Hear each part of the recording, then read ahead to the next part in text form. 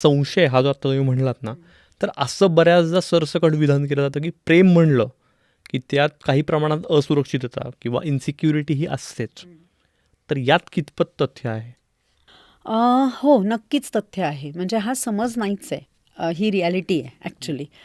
कारण इन्सिक्युरिटी हे एखादं नातं म्हणजे कशातून येते? इन्सिक्युरिटी काय आहे? तर आपली जी बेसिक सर्व्हायव्हल इन्स्टिंक्ट आहे, भीती. तर भीतीमधून आपण आपण सुरक्षितता मिळवण्याचा प्रयत्न करत गेलो आहे आजतागायत, हो ना? आणि मग ती इन्सिक्युरिटी जर आपली कमी व्हायला हवी असेल नात्यांमध्ये सुद्धा, तर मी त्या दृष्टीने काहीतरी प्रयत्न करणार. आणि मग ते प्रयत्न करत असताना मग ते कोणाच बरोबर करणार? तर ज्या व्यक्तीबरोबर माझं नातं आहे, त्या व्यक्तीबरोबर आपण ते व्यक्त होणार. एवढं मात्र आपण नक्की समजूया, की ही इन्सिक्युरिटी वाढत कधी-कधी जाते. तर काहींचा स्वभाव हा ओव्हर अँक्शियस असतो आणि त्यामुळे आपण छोट्या-छोट्या गोष्टींमध्ये सारखी चौकशा करत बसतो, की जेवलीस का? झोपलीस का? मग गोळ्या घेतल्यास का? उठलास का? वेळेवर पोचलास ना? गाडी मिळाली ना? ट्रॅफिक लागलं नाही आहे ना? मग खरं तर घरातनं बाहेर पडलेली व्यक्ती ही तिची ती जबाबदार असते की नाही त्या ठिकाणी पोचण्यासाठी. पण तरी आपण ओव्हर अँक्शियसनेसमुळे त्या चौकशा करत बसतो आणि मग ते कुठेतरी मग ते टॉक्सिकनेसकडे जातं. किंवा एखादं नातं एखाद्या व्यक्तीसाठी जेव्हा खूप व्हॅल्युएबल आहे, हे नातं मला महत्त्वाचं आहे आणि त्या महत्त्वाच्या नात्यामध्ये जेव्हा खूप जास्त कन्सर्न असतो, तेव्हा नक्कीच असुरक्षितता दाखवली जाते, व्यक्तही होते. आणखीन एक मुद्दा असा वाटतो, की ही इन्सिक्युरिटी सुरुवातीच्या काळात म्हणजे नात्यांची पकड जेव्हा घट्ट व्हायची असते, तर त्या नात्यांची पकड घट्ट होईपर्यंतच्या काळामध्ये ना, ही इन्सिक्युरिटी थोड्याफार प्रमाणात दाखवली जाते आणि ते नॉर्मल पण आहे, नैसर्गिक पण आहे. पण एकदा का हे घट्ट झालं म्हणजे एकदा का तो ॲश्युरन्स आला, आता हा ॲश्युरन्स कधी येईल? तर समोरच्या व्यक्तीकडनं म्हणजे जी व्यक्ती ज्या व्यक्तीसाठी इन्सिक्युअर आहे, त्या व्यक्तीकडनं ह्याची एक्नॉलेजमेंट जर झाली, ह्याची दखल घेतली गेली, की मला समजतंय तुझी काळजी, मला समजतंय तुझं त्या काळजीपोटी असलेलं प्रेम, फक्त असं असं होतंय त्यामुळे तू थोडी म्हणजे तू थोडी रिलॅक्स राहा, मी आहे व्यवस्थित किंवा आय एम विथ यू किंवा आय एम इन यू असंही म्हणूया आपण, की मी तुझ्यात आहे, तू माझ्यात आहेस. पण एकमेकांना आपण एकमेकांसाठी आहोत हा ॲश्युरन्स जेव्हा असेल, जेव्हा तो दिला जाईल त्या व्यक्तीला, तिथे ती इन्सिक्युरिटी ऑटोमॅटिकली कमी व्हायला लागते. आणि इथे जर ती ॲड्रेस नाही झाली, तर मात्र ती टॉक्सिकनेसकडे जाते आणि मग छोट्या छोट्या गोष्टींमधून ते आपण व्यक्त करत जातो. बरोबर. म्हणजे आजच्या जेन झीमध्ये बऱ्याचदा असं होतं, की म्हणजे आपल्याला जे आपण म्हणतो, की ते ॲश्युरन्स कधी मिळतं, तर एक तर प्रेमाची कबुली दिली किंवा ते बॉन्डिंग स्ट्रॉंग झालं. मग ते नात्यात रूपांतर झालं, समजा लग्न झालं. पण आज असं तुम्हाला जाणवतं म्हणजे तुमच्याकडे जे येत असतील कपल्स त्यांच्याकडे बघून, की लग्न झाल्यावरही कदाचित त्यांच्यात ती सेटल झाल्याची भावनाच नाही किंवा ती इन्सिक्युरिटी अजूनही ठाण मांडून बसली, की हो, आम्ही सोबत आहोत, आमचं लग्न झालं आहे, पण आता हे टिकेल का नाही माहीत नाही. त्याच्यामुळे आम्हाला चान्स घ्यायचा नाही किंवा अजून पुढे जायचं नाही आहे. काही कपलमध्ये असं दिसून येतं. कारण ना खरं तर लग्न हाच एक मोठा ॲश्युरन्स असतो बघ.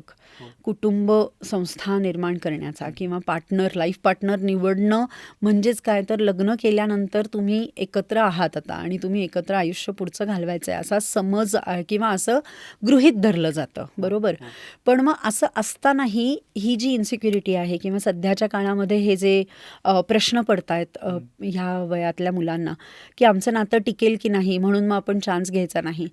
तर मला इथे वाटतं की नाही याच इन्सिक्युरिटीमध्ये तुम्ही तुमच्यावर पण तितकंच काम करणं गरजेचं असतं, की असे कोणते पर्सनॅलिटी ट्रेट्स आहेत आपले आणि समोरच्या व्यक्तीतले, की जे थोडेसे आपण मॅच केल्यानंतर आपला संसार चांगला पुढे जाऊ शकतो. म्हणजे एकदा तुम्ही लग्नाचा निर्णय घेतलायत ना, मग ती शंकाच कशाला घेताय स्वतःवर? आणि असं कुठे असतं, की सगळं काही गुडी-गुडी चाललंय. त्यामुळे लग्न झाल्यानंतर सुद्धा कधी-कधी वाद होणार आहेत, भांडणं होणार आहेत. हे अगदी कॉमन आहे सगळ्याच बाबतीत. त्यामुळे ह्या गोष्टीची तयारीच आपण ठेवूया. म्हणजे हे जर मनात आपण असं ठेवलं, की काय माहिती आमचं टिकेल की नाही हो. आणि 1 वर्ष झालं आणि काहीतरी मोठं भांडण झालं, मला वाटलंच होतं हे तुटणारच आहे.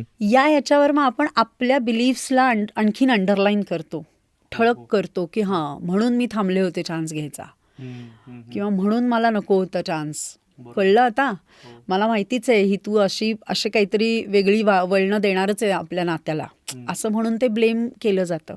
म्हणजे ही तुमच्या मनातली भीती जर असेल आणि त्या भीतीवर तुम्ही वेळीच काम केलं नसेल तर मात्र तुम्ही म्हणताय तशी अडचण येऊ शकते. किंवा बऱ्याचदा असंही होतं का की कमिटमेंट इश्यूज असतात, कारण काहीतरी पास्ट असतो आणि हे अगदी मोकळेपणाने पार्टनरला शेअर जरी केलेलं असलं तरी एकतर त्या व्यक्तीच्या स्वतःच्या मनात किंवा त्या पार्टनरच्या मनात ते कुठेतरी बॅक ऑफ द माइंड सतत ट्रिगर होत असतो की ह्याचा काहीतरी पास्ट होता, हिचा काहीतरी पास्ट होता आणि त्याच्यामुळे आपलं नातं बिनसेल का. येस येस, हे नक्कीच असू शकतं. म्हणजे ती एक इन्सिक्युरिटीही आहे. परत आता ती इन्सिक्युरिटी असणं कॉमन आहे का, स्वाभाविक आहे का? हो. पण पुन्हा त्या व्यक्तीकडनं ॲड्रेस कसं केलं जातं आहे. म्हणजे नवऱ्याकडून बायकोला त्याच्या पास्ट रिलेशनबद्दल सांगितलं गेलं. ओके, बायकोनीही लग्नाच्या आधी ते ॲक्सेप्ट केलं. लग्न होऊनही काही दिवस झाले आणि अचानक एक दिवस त्या मागच्या मैत्रिणीचा म्हणजे आधीच्या पास्ट रिलेशन जिच्याबरोबर होती तिचा फोन आला आणि तिचा फोन आला म्हटल्यावर हा तिथून उठला आणि बाहेर जाऊन त्याने गप्पा मारल्या. तर तिथे ती हिट मिळणार आहे तिला, बरोबर ना? जर आणि मग तिचे मग पुढचे प्रश्न सुरू होणार आहेत हो, की जर तुझी आणि तुमचं काही तसं नाही आहे तर माझ्यासमोर बोलणं, गप्पा मारा. आणि असेही अनेक कपल्स किंवा अनेक रिलेशन्स बघायला मिळतात की जी आधीचा पास्ट खूप छान, म्हणजे आधी रिलेशन असून सुद्धा लग्नानंतर एक छान मैत्री टिकवून आहे. त्या बायका म्हणजे त्याची बायको किंवा तिचा नवरा ह्यांनी पण त्यांना छान स्वीकारलेलं आहे, असेही आपल्याला दिसतातच ना.